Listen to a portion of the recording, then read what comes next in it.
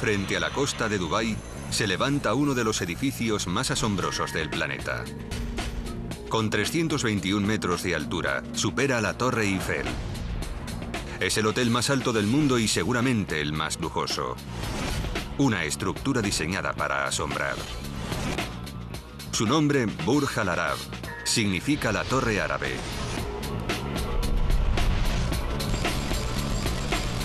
Pero la construcción de este icono del siglo XXI fue un reto que empujó hasta el límite a todos los involucrados.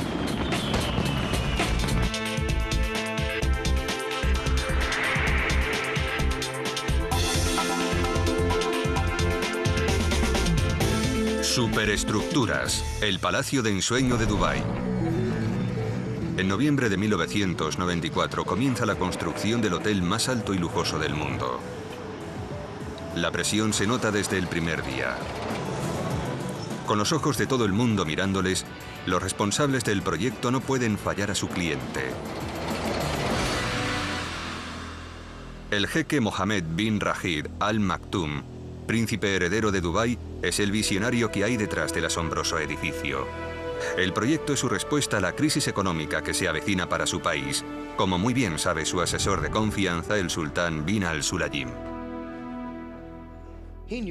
Sabía que acabaríamos sin petróleo, que el petróleo terminaría por acabarse algún día, y solo teníamos dos oportunidades: o reaccionar y buscar alternativas para sostener al pueblo de Dubái, o sentarnos a esperar ayuda.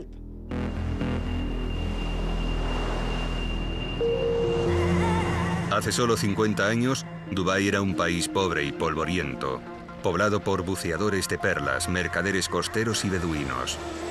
Pero en los años 60 se descubrió petróleo y la repentina inyección de petrodólares transformó el sultanato. Pero los geólogos prevén que el petróleo se acabe en 2016. La buena vida podría acabarse tan rápido como surgió, en cuanto los pozos se sequen.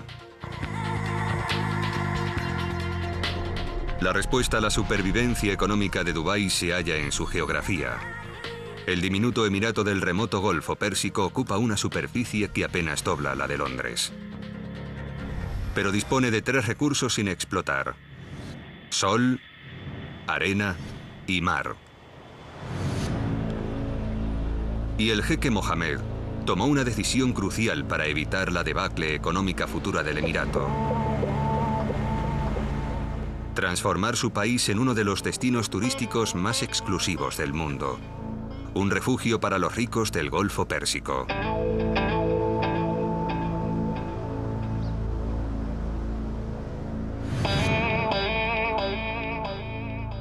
Se estima que invirtió $1.000 millones en el hotel más alto y lujoso del mundo. El Burj Al Arab, de 7 estrellas. Creo que fue importante para poner a Dubái en el mapa. No existe un hotel igual. Hacía falta valor para construirlo, y el jeque Mohammed lo tiene. La valentía del jeque quedó patente cuando eligió como arquitectos a un joven y radical equipo británico que se atrevió a aceptar el reto a pesar de su corta experiencia. Su jefe era el arquitecto Tom Wright. Teníamos una edad media de 32 años. Y ni una sola cana. Ninguno de nosotros había construido edificios de más de 15 pisos. Me sobrecogió la escala y la inmensidad del proyecto. Tom Wright y sus compañeros eran famosos por su innovadora ingeniería, pero estaban acostumbrados a construir colegios y oficinas. Pero Dubái es un país en el que los contactos marcan la diferencia, y ellos tenían un contacto en el gabinete del emir que les permitió acceder al jeque. El jeque se quedó tan impresionado con el concepto inicial que les contrató de inmediato. Entonces Wright tuvo que transformar sus bocetos en un diseño tan reconocible que se convirtiera en un símbolo internacional. Pasamos muchas noches sin dormir, preocupados por si el diseño no resultaba todo lo emblemático que era necesario. Wright sabía que tenía que esforzarse al límite porque un edificio solo se transforma en un icono cuando su forma es sencilla pero única. Nos dimos cuenta de que sí se podía dibujar un edificio con sencillez. con pocos trazos, y se podía reconocer instantáneamente, como en este caso las pirámides de Egipto. Se había creado un icono. Y en el mundo solo hay unas 10 construcciones que hayan alcanzado este estatus, como la Ópera de Sídney. Con un par de líneas ya se sabe lo que es y dónde está ubicada, como pasa con la Torre Eiffel de París. Falta la bandera en lo alto. ¿Podían competir Tom y su equipo con Gustave Eiffel? Era un desafío que solo se presenta una vez en la vida. Pero los quebraderos de cabeza dieron su fruto cuando Tom dijo «Eureka». Estábamos tomando una cerveza cuando vimos salir un barco del Club de Vela de Dubái. Tuvimos una sensación de excitación e ilusión y supimos que teníamos delante la inspiración. Era una forma sencilla, con pocas líneas, con los elementos de un edificio icónico, simple y reconocible al instante. El concepto despertó enseguida la imaginación del jeque. Una vela henchida por el viento que tenía un profundo significado para el pueblo de Dubái, dada su tradición marinera. Para completar la imagen náutica, Wright quería que la estructura emergiera del agua como un inmenso yate. Pero haría falta cimentarla sobre una isla y no existía ninguna. Pero Tom fue inasequible al desaliento. Propuso construir, por primera vez en Dubái, una isla exprofeso para el hotel. Pero construir sobre el mar aumentaba los costes y el riesgo. ¿Podría Tom convencer a sus compañeros de la viabilidad del proyecto? Recuerdo que yo tiraba de la vela hacia el mar y el resto del equipo tiraba de ella hacia la costa. Hubo un tira y afloja hasta que intervino el cliente y dijo que se construiría sobre el mar. El jeque Mohamed estaba dispuesto a correr el riesgo de erigir el hotel a unos 270 metros de la costa. Nadie había construido nunca un rascacielos en una isla artificial. La estructura de 321 metros y 250.000 toneladas tenía que estar firmemente anclada para resistir los terremotos y tormentas del Golfo. Wright había ganado la primera de muchas batallas. La torre se edificaría sobre el mar, pero su negativa a desviarse de su visión obligaría a sus compañeros a traspasar las barreras de la ingeniería.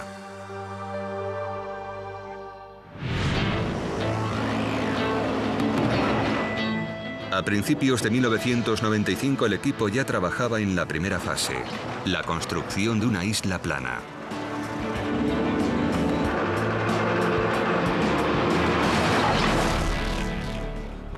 Pero los inexperimentados arquitectos estaban a punto de sufrir las inclemencias del clima de Dubái.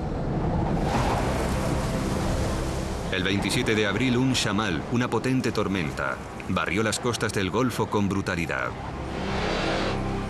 En su trayectoria encontró un grupo de barcazas de construcción cargadas con 10.000 toneladas de roca cada una. Los arquitectos estaban preparados para cualquier cambio de clima, pero la tormenta superó sus expectativas, como cuenta Simon Crisp. Había olas de 3 y 4 metros que barrían la playa. Y ver la magnitud de las olas fue una advertencia para nosotros. Una enorme barcaza se soltó y se estrelló contra la costa. El equipo se dio cuenta de los daños que podían causar tormentas similares al hotel. Fue una demostración de la fuerza que tienen las aguas del Golfo Pérsico cuando se enfurecen. La decisión de los arquitectos de exponer la estructura a esas fuerzas pudo haber tenido graves consecuencias. Los ingenieros tendrían que luchar para construir una isla plana capaz de resistir la furia de la naturaleza.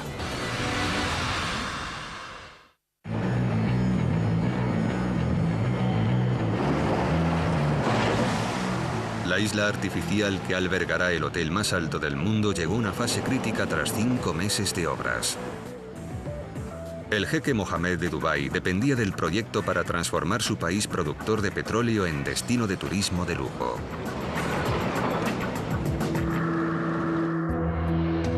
Pero surgió un debate sobre la altura de la torre. El arquitecto Tom Wright quería hacerla baja para que pareciera una vela surgiendo del mar.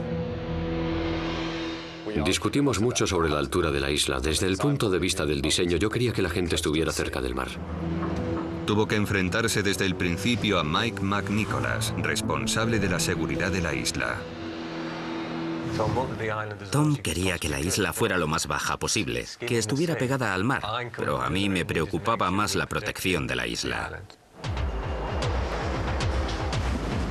La mayor preocupación de Mike era que las olas dañasen el hotel o arrastraran a la gente al mar.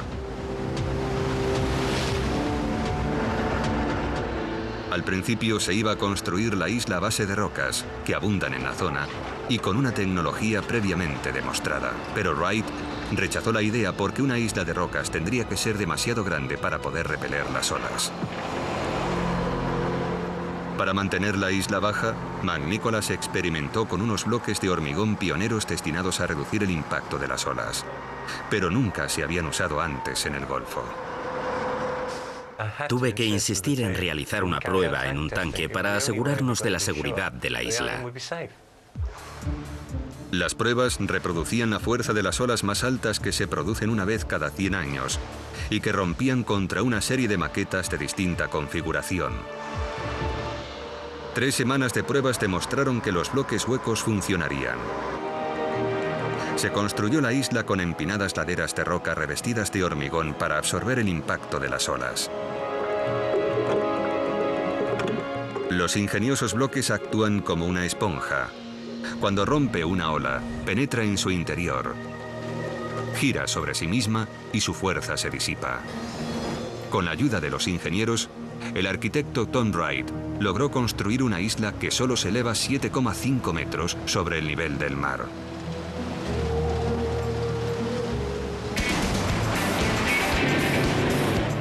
Entonces se comenzó la segunda fase de la obra.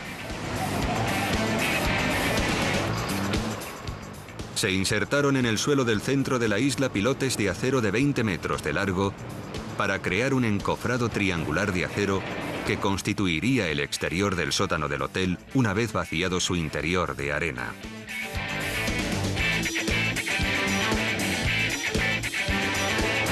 Pero retirar la arena de dentro puede ser peligroso. Fue un auténtico reto para nosotros. Nos tenía preocupados y sin dormir las 24 horas de los 7 días de la semana. No sabíamos cómo impedir que entrase el mar y lo inundara. El peso del mar ejercía una enorme fuerza sobre el lecho. La presión forzaba el agua a través de la arena y amenazaba con inundar la isla artificial desde abajo. Para mantener fuera el mar, McNicholas inyectó cemento líquido en la arena para sellar el muro de hormigón desde abajo. Pero a medida que se sacaba la arena del interior, tenía cada vez menos peso para contener al mar. Hubo que poner a prueba el sellaje de cemento hasta el límite. En el peor de los casos, la presión del mar podría haber reventado el fondo de la excavación como si fuera el corcho de una botella de champán. Si sus cálculos estaban equivocados, los cimientos podían inundarse y matar a cientos de obreros. Pero él confiaba en su diseño. Una vez sellados los cimientos con cemento, se comenzó a sacar la arena de dentro. Y como responsable del proyecto, no dejó que sus empleados se arriesgasen solos. Me pareció que tenía que ser el primero en estar al fondo de la excavación 10 metros por debajo del mar, temiendo que las 7.500 toneladas de presión del mar reventasen los muros. Pero cuando llegó el momento de la verdad, los muros resistieron. Cuando comprobé que mi diseño funcionaba, fue uno de los momentos de mayor orgullo de mi carrera. Estaba de pie en el fondo de la excavación, mirando los muros de acero y dándome cuenta de que resistían al mar. En noviembre de 1995 se terminó la isla para el hotel más alto del mundo. Y el equipo empezó con la tercera fase de la obra: los cimientos. El apoyo que necesita un rascacielos siempre es enorme, pero en el caso de esta torre existía un reto añadido. Nunca se había hecho nada parecido sobre tierra ganada al mar. Era una torre de más de 300 metros sobre una isla artificial de 7 metros de altura en pleno Golfo Pérsico. Los problemas se multiplicaron cuando las primeras perforaciones trajeron malas noticias. A pesar de haber perforado el lecho marino a 180 metros de profundidad, no se encontró roca sólida. Pero los arquitectos permanecieron confiados a pesar de esta complicación. A cualquier persona le parecería una locura construir algo así sobre arena y además en el mar. ¿Cómo podría resistir la estructura los terremotos y los vientos de 150 kilómetros por hora si solo estaba sostenida por arena?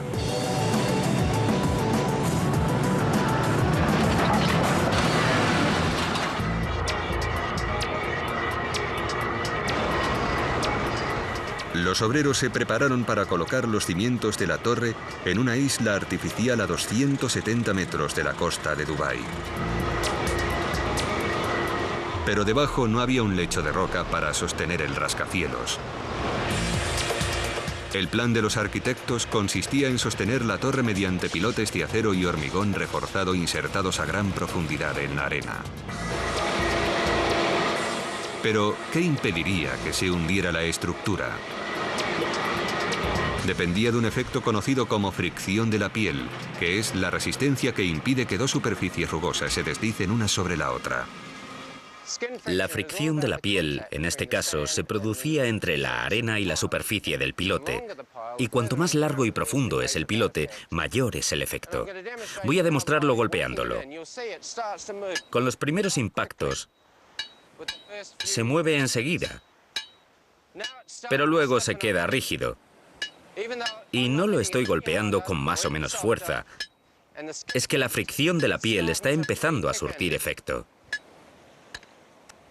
Una vez que la fricción entre el pilote y la arena equivale a la carga del martillo, el pilote se detiene.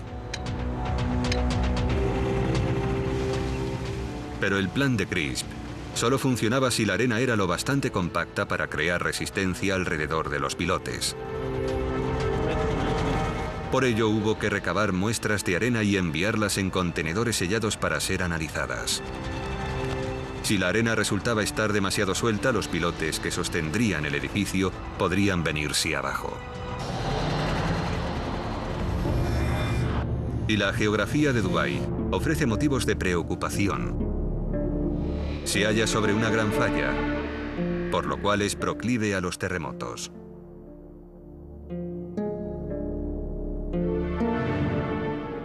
En junio de 1964, en Niigata, al norte de Japón, se produjo un terremoto de 7,5 puntos. Como era una zona de suelo arenoso, bloques de pisos enteros se vinieron abajo. Y no es la forma de destrucción habitual de los terremotos, sino un fenómeno conocido como licuefacción.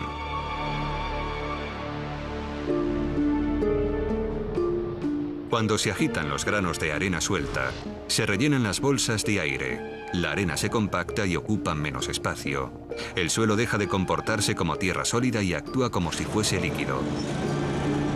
En esa clase de arena cualquier edificio podría desmoronarse. Sin embargo, cuando llegaron los resultados de las pruebas, hubo una buena noticia. En el fondo había arena compacta y calcificada. No existía amenaza de licuefacción, pero los cimientos tenían que ser lo bastante profundos para que la fricción los sostuviera. Como no queríamos arriesgarnos, alargamos los pilotes otros 8 metros. Crisp colocó pilotes un 20% más largos de lo previsto. Los 250 pilotes medían un total de 10 kilómetros, 35 veces más que la torre que sostendrían.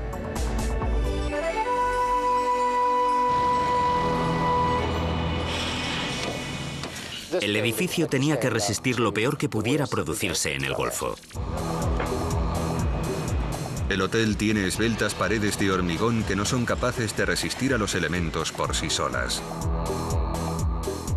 Para mantenerlas firmes frente a vendavales y terremotos, los arquitectos diseñaron una solución visualmente espectacular, una gigantesca estructura exterior conocida como exoesqueleto.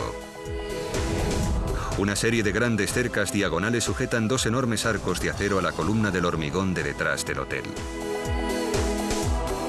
El diseño de Wright hace único este edificio. Pero las grandes cerchas diagonales supusieron un infierno para Anthony McCarter, el ingeniero que tuvo que diseñarlas. Me provocaron 4 meses de angustia, noches sin dormir, preocupaciones y ansiedad. Tenían que ser muy fuertes para sujetar el exoesqueleto, pero su estética también era vital. Resultaba crítico que las diagonales fueran elegantes y bellas, porque eran muy visibles. El edificio tenía que impresionar y convertir a Dubái en un destino turístico, así que no se podían correr riesgos. Tenía que acudir a Tom y presentarle distintas opciones. Recuerdo que una vez le presenté 7 posibilidades y me tumbó una detrás de otra.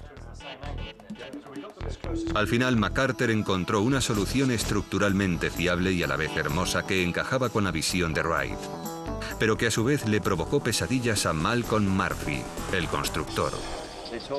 Está muy bien que el arquitecto haga diseños bonitos, pero luego hay que construirlos. Encontró una fábrica a 15 kilómetros de la obra capaz de soldar las cerchas, cada una de las cuales medía más que un Airbus A380 y pesaba más que 20 autobuses de 2 pisos. Soldarlas en la fábrica era la parte más fácil. Lo difícil era transportarlas, ya que cada una pesaba 165 toneladas y medía 85 metros. Nos enfrentamos a un desafío increíble. Nadie había transportado nunca nada parecido en Dubái. Pero Murphy no se dio por vencido. Trajo uno de los mayores vehículos de transporte del mundo, una bestia con 80 ruedas, que viajó hasta la obra a un ritmo de 6 kilómetros por hora. La policía tuvo que cerrar las carreteras y retirar los semáforos para que pasara. Y cuando llegó la obra, los constructores se encontraron con el siguiente obstáculo. Las cerchas de 165 toneladas tienen que ser izadas hasta su sitio. El arquitecto se negó a que las partiésemos en 3, como queríamos, porque por estética no quería que existieran soldaduras. Así que hubo que encontrar la forma de izar enteras las cerchas a una altura de 200 metros, el doble que la Estatua de la Libertad. Tuvimos que meditarlo mucho, porque ni siquiera las 3 grúas gigantescas que teníamos nos servían para ello. Murphy tuvo que irse más lejos a buscar una solución y se trajo a un especialista en levantamientos de Singapur. Su equipo empleó cabestrantes, como las que se emplean en las plataformas petrolíferas, colocadas en lo alto de unos voladizos a 15 metros del edificio, y sujetaron los extremos de las cinchas con cables de 225 toneladas de resistencia. La mañana en que izamos la primera estábamos nerviosísimos. Esa semana 30 o 40 personas pasaron varias noches sin dormir preparándose para el primer izamiento. Los 2 enormes cabestrantes resistieron el tirón e izaron lenta y laboriosamente la enorme plataforma por un lateral del edificio. Salió todo según lo planeado, pero Murphy y su equipo tuvieron que enfrentarse a un reto final, ya que las cerchas llevaban aparejada una complicación más. Había que colocarlas en su sitio con una precisión exacta, pero Dubái tiene un clima con variaciones de temperatura de hasta 14 grados en un mismo día, lo que provocaría la contracción y expansión de las cerchas, un problema conocido como expansión térmica. Es la pesadilla de cualquier trabajador del acero, trabajar en el desierto a 50 grados. El acero se expande con el calor y se contrae con el frío. Vale, encendedlo ya. Vamos a calentar el acero para darles una idea del efecto de las temperaturas del desierto. El calor hace que las moléculas se muevan más rápido y vayan más lejos, y la longitud de este tubo de 15 metros crece visiblemente. ¿Qué os había dicho? El acero se expande con el calor. Las cerchas diagonales de la torre podían expandirse y contraerse hasta 5 centímetros en 24 horas. Y nunca encajarían en el punto exacto sin una solución ingeniosa. Lo estuvieron pensando los ingenieros, los fabricantes de acero, los de estructuras, los arquitectos. Todos tratamos de solucionarlo. Y al final la solución se le ocurrió a un arquitecto. En el marco de la estructura, un soporte de fijación con una gran arandela con el agujero descentrado giraba hasta que se alineaba con el agujero de la cercha diagonal. Después se insertaba una clavija de acero de 30 centímetros entre ambos agujeros para unirlos. Este inteligente mecanismo proporcionó al equipo los 5 centímetros de margen necesarios para instalar y fijar las cerchas en su sitio. Descorchamos botellas de champán. Fue increíble. Pero no había tiempo para celebraciones porque los primeros invitados, los más importantes, llegarían antes del año 2000, con lo cual solo disponían de 36 meses para finalizar la obra. La visión del jefe Mohamed significaba que teníamos que terminarlo no para mañana, sino para ayer.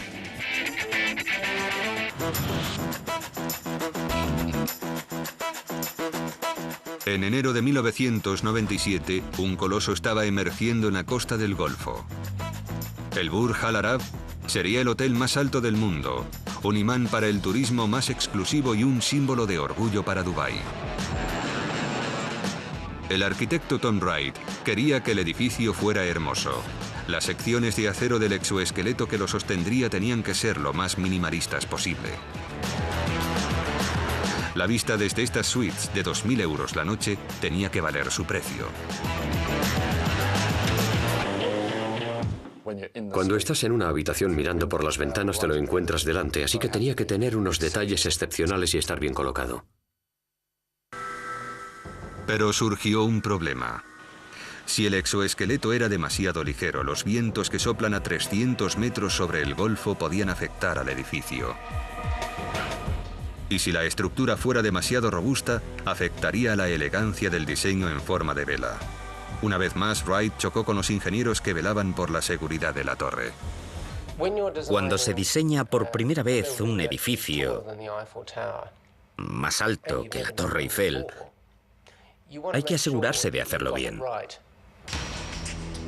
La estructura es tan poco habitual que por primera vez en la historia de Dubái, los ingenieros deciden realizar pruebas en un túnel de viento. El ingeniero eólico, Volker Budgereit, sabía que Burj Al Arab era un edificio único. Antes de esta torre, la mayoría de los edificios del Golfo tenían formas bastante ortodoxas. Eran cuadrados o rectangulares. Y en esa época pareció una locura tener que efectuar pruebas en un túnel de viento para construir un hotel. Pero para esa clase de estructura era esencial. El túnel de viento simuló los efectos del viento del Golfo a escala 1,50. El edificio soportaba una fuerza considerable, el doble que en Londres. Medimos las succiones, que eran del orden del peso de un coche colgando de un panel del edificio, que es algo inaudito.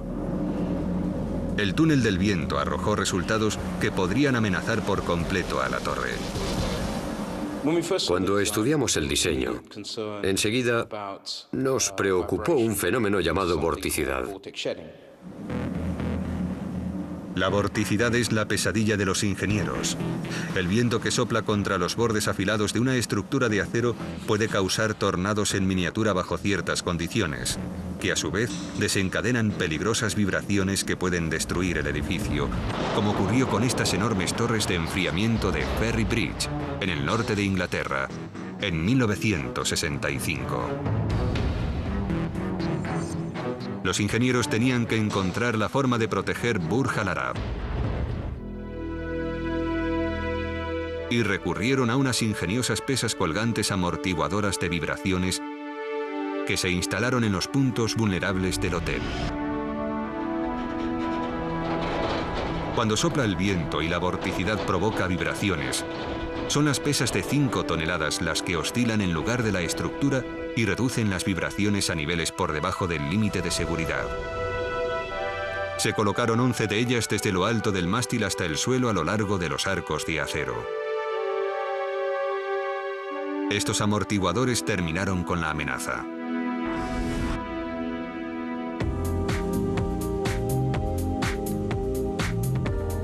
En junio de 1997, Dubái seguía reinventándose como destino turístico de lujo.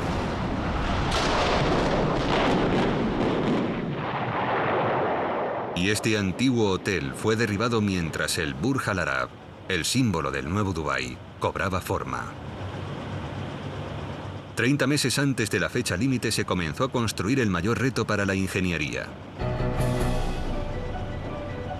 El jeque Mohammed quería asombrar al mundo y para ello se diseñó un restaurante que parecía suspendido del cielo.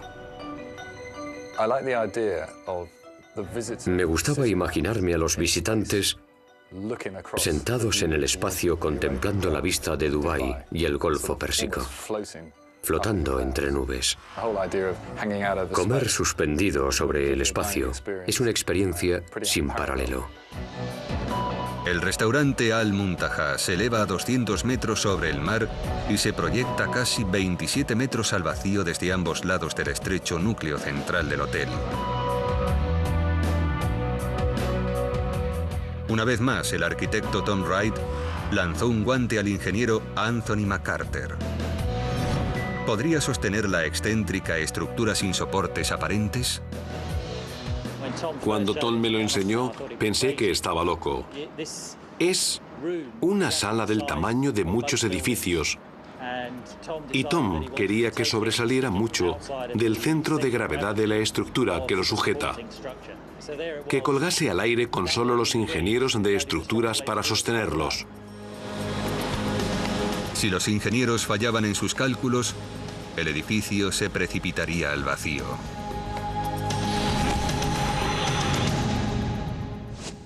McCarter encontró una solución para desafiar la gravedad que superó los límites de la ingeniería.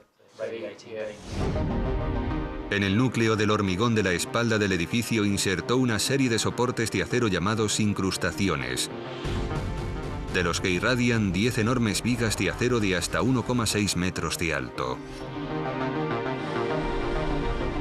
Las vigas formaron la base del suelo de acero rígido. Las alas exteriores se sujetaron a la base y después se revistieron de aluminio y cristal.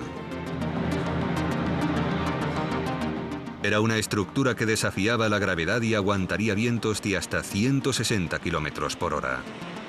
Era un triunfo de la ingeniería. Pero ya se habían consumido 4 de los 6 años del proyecto y nadie podía permitirse aminorar la marcha. Era un programa implacable, con 24 horas de trabajo y reuniones diarias a las 6 de la mañana. Vivíamos, dormíamos y respirábamos con el edificio. Era un reto diseñarlo y construirlo en el plazo oficial. El hotel se iba a inaugurar para celebrar el año 2000 y solo faltaban 2 años. Los medios de comunicación mundiales querían comprobar si el hotel ofrecía lo que el jeque prometía y si se acabaría a tiempo. Y la única forma de terminarlo era comenzar a decorar su interior mucho antes de acabar su exterior. En un clima templado no plantearía problemas, pero en Dubái se alcanzan los 49 grados con una humedad del 100%.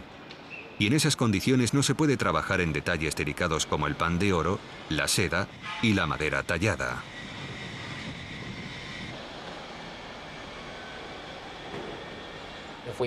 Si colocábamos materiales sensibles a la humedad, cuando acabásemos el exterior ya estarían destrozados. Entonces, hubo que instalar aire acondicionado en la enorme obra y reducir drásticamente la temperatura.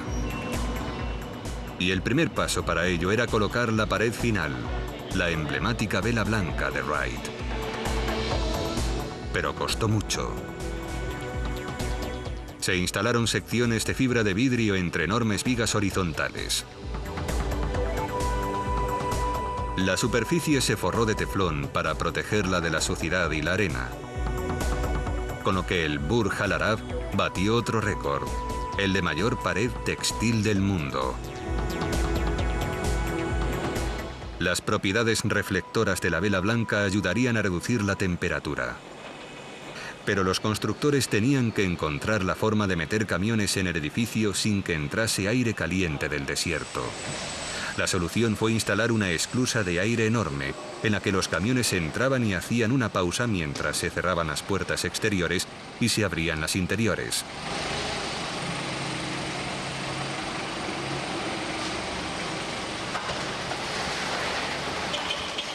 Con la esclusa de aire y la vela, el edificio ya estaba sellado.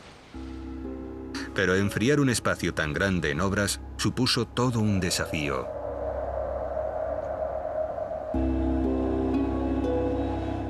El hotel tenía el atrio más grande del mundo, con 180 metros de altura.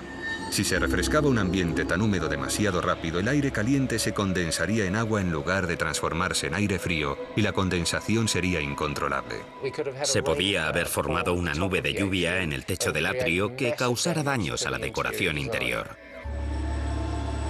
La única forma de evitar nubes de lluvia llevaba mucho tiempo. Se podría encender el gigantesco sistema de aire acondicionado poco a poco y refrescar el interior apenas 1 grado menos por día. Pero dadas las prisas, resultaba penosamente lento. Empezamos a refrescar el edificio en junio de 1998 y no acabamos hasta diciembre. Por fin, se podía empezar a decorar el interior. Pero la búsqueda de un decorador digno de un jeque retrasó aún más el proyecto. Quang Chu, que ya había trabajado para el sultán de Brunei, sabía cómo satisfacer a la realeza. Fue una gran noticia que accediera a decorar el hotel más lujoso del mundo con 202 suites palaciegas y un atrio de 180 metros. Pero solo tenía 2 años para diseñar y completar la decoración antes de que llegasen los primeros huéspedes.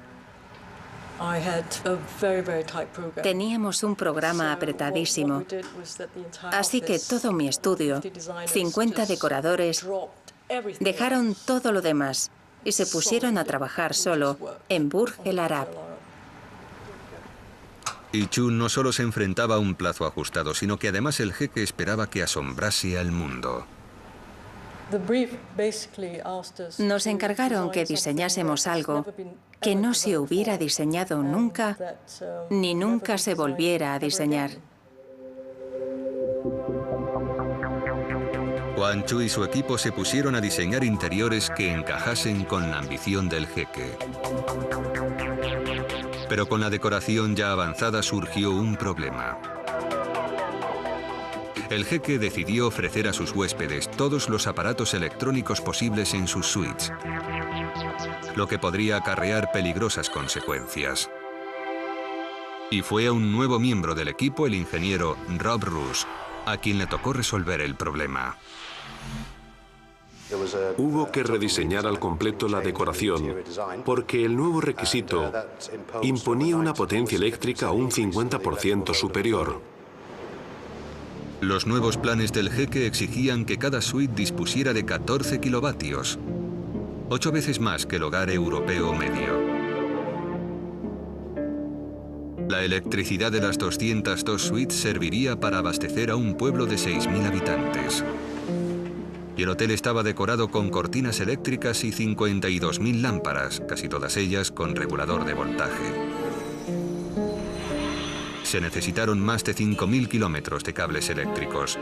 Además, tanta electrónica podía interferir en la onda de la corriente eléctrica y crear un problema conocido como distorsión armónica, que podía fundir el aislamiento de los cables y provocar un incendio. Era algo que no se podía permitir y hubo que solucionarlo. Para ello, hubo que elevar la ingeniería eléctrica a un nuevo nivel. Se diseñó un sistema de filtro armónico que detectaba la corriente eléctrica y enviaba una corriente refleja para contrarrestarla.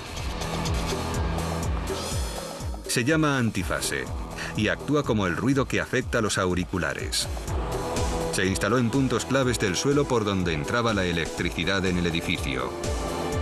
Nadie había intentado instalarlo nunca a esa escala. Fue la mayor instalación de filtros activos que se ha llevado a cabo en un edificio del mundo. Una solución de categoría mundial para un edificio de categoría mundial. En abril de 1999, el hotel más alto y lujoso del mundo estaba a punto de acabarse. Todos se apresuran a terminar sus cometidos a tiempo con la fecha límite, incluida la decoradora Quan Chu, que sigue trabajando a toda máquina. No celebramos la Navidad, ni la Semana Santa, ni ningún día de fiesta. Trabajábamos entre 50 y 60 horas a la semana. El jeque le había encargado que innovase, asombrara y maravillase a los huéspedes con un moderno palacio árabe. Y ella lo cumplió encargando 24.000 metros cuadrados de mármol italiano y brasileño, el equivalente a 3 campos de fútbol, además de 8.000 metros cuadrados de pan de oro para crear la sensación de lujo apropiada. Lo completó con arañas de cristal, telas con hilo de plata y terciopelo. Pero para el atrio más grande del mundo, tomó la radical decisión de utilizar decoración minimalista y dejar que la compleja arquitectura hablase por sí sola pintándola de blanco. La decoración cumplió los plazos.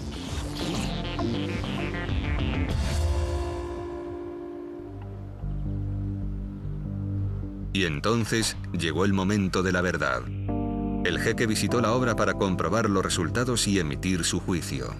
Al hombre responsable de todo el proyecto le encantó el lujo recargado de las suites, pero allí acabó la buena noticia. Me llamaron para preguntarme cuándo tenía pensado acabar el atrio. Les dije que ya casi estaba, y me dijeron que no, que le faltaba color. Al jeque no le gusta el estilo blanco del atrio. Es demasiado soso. No era brillante, no era colorista, no era rico, no entusiasma. Chu tuvo que rediseñar por completo el atrio en menos de 6 meses.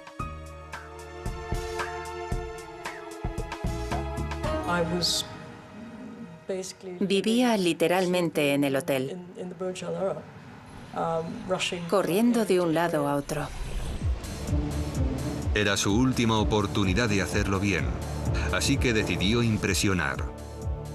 Creó un espectáculo de luces para iluminar la pared de tela más alta del mundo y diseñó fuentes con juegos de agua para el vestíbulo.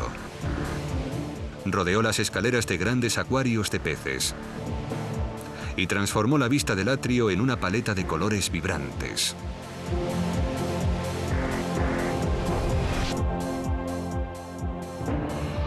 Todos contuvieron la respiración pensando si satisfacería al jeque.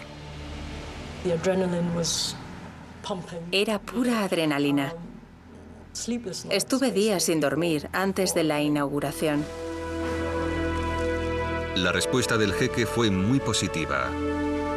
Le encantó cómo había quedado el proyecto. El jeque cree que ha sido un sueño hecho realidad, que ha logrado crear un hotel de 7 estrellas. En diciembre de 1999 se abrió las puertas a los primeros y millonarios clientes un mes antes de fin de año.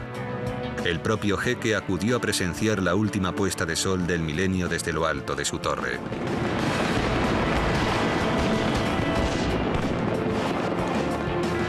Los arquitectos han cumplido con su trabajo. Todos los aspectos del icónico edificio son extraordinarios. En el restaurante de la planta baja, un equipo de buceadores cuida de 700 peces exóticos en un tanque de 280 metros cúbicos. Se puede confraternizar con los tiburones mientras se come. Y en la otra punta del hotel, en el restaurante suspendido, se puede cenar en pleno cielo en un espacio que es toda una hazaña de la ingeniería.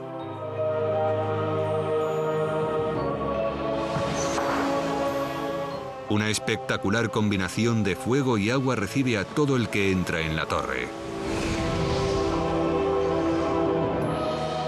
Alojarse aquí no es barato. La suite más cara cuesta $28.000 la noche. Y los clientes disponen de un helipuerto de 330 toneladas que se proyecta en el vacío a 200 metros sobre el nivel del mar. Cuando no lo usan Federer y Agassi como pista de tenis, es la forma más exclusiva de llegar al hotel más exclusivo del mundo. Ha sido el proyecto más importante de mi vida. Nunca me encontraré con otro igual. El triunfo de la ingeniería al crear la primera isla artificial de Dubái ha tenido amplio eco. Ha abierto el paso a proyectos aún más ambiciosos, como la original Palm Island, que se vendió en 3 días, o las World Islands. El hotel más alto del mundo ha puesto los cimientos de un futuro seguro cuando se acabe el petróleo. Y ahora es el símbolo internacional de Dubái. Desde el principio supimos que teníamos la oportunidad de crear algo espectacular. Y creo que lo hemos logrado. La atrevida apuesta del jeque Mohammed ha merecido la pena.